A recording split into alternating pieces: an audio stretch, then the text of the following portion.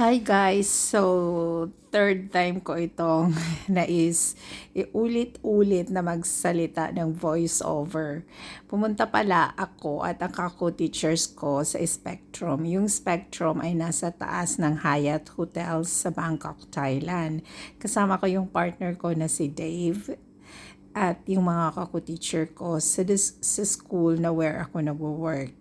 Ayan. So, ang nice lang dun guys, ito ay papuntang toilet, may pa-red light sila. So, nagpa-picture-picture din ako doon at saka yung kako-teacher ko.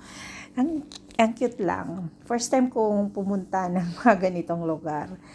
Kasi nahihilo talaga ako sa lights. Pero dito, chill lang naman pala. Walang may umiikot-ikot na ilaw. Ito yung unang inupuan namin na place or area.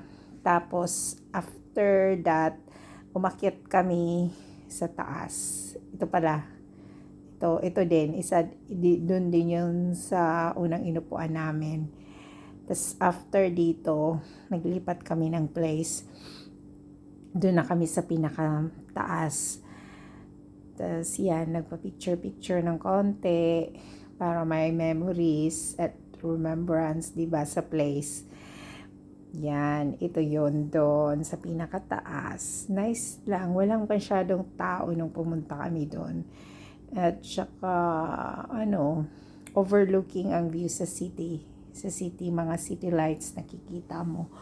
Tapos, ang chill lang ng music din nila.